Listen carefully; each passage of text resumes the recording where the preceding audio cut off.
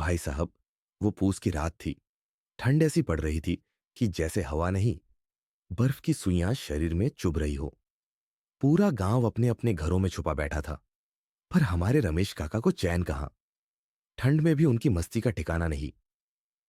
मैं रजाई में घुसा, चाय का गिलास पकड़े बैठा था। हाथ ठंड से अकड़ रहे थे और चाय भी गुनगुनी से ठंडी हो गई थी। तभी बाहर से रमेश काका की आवाज आई, अरे ओ राघव, बाहर निकल। इतनी ठंड में घर में घुसा रहेगा तो और ठंड लगेगी। चल चौपाल पर, अलाव जलाते हैं। सब लोग इकट्ठा हो रहे हैं। पहले तो मन किया कि मना कर दूं, लेकिन काका की आवाज में ऐसा जोश था कि सोचा, चलो देखते हैं क्या हो रहा है। चौपाल पहुंचा तो देखा, मंगू और झिंगू अलाव के पास दुबके बैठे थे। ठंड इतनी थी कि अलाव की आग भी जैसे कांप रही हो। काका बोले, ऐसे नहीं चलेगा। ठंड भगानी है तो जोश चाहिए। कुछ मजेदार करते हैं। झिंगू ने ठिठुरते हुए पूछा, काका, ठंड भगाने का मजेदार तरीका क्या है? काका ने मुंह बनाकर कहा, दौड़ लगाते हैं। जो सबसे पीछे रहेगा वो पूरी रात अलाव के लिए लकड़ियां लाएगा।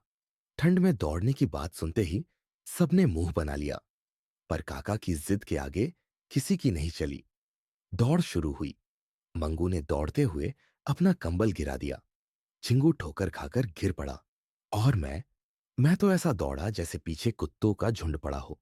आखिर में काका जीत गए। लेकिन दौड़ के बाद ठंड गायब हो चुकी थी।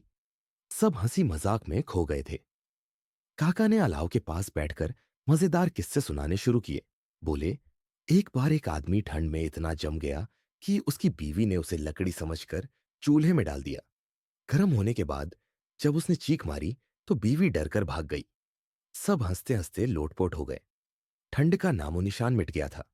किसी ने चाय बनाई, किसी ने गुड़ खाया, और बच्चे अलाव के चारों तरफ खेलने लगे।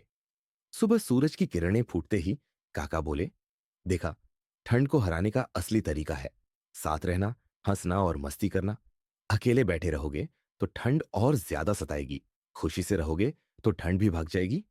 उस रात के बाद गांव में हर साल ऐसा ही माहौल बनता है। रमेश काका की बातें और मस्ती आज भी सबको याद है। ठंड अब डराने वाली नहीं, हंसाने वाली हो गई है।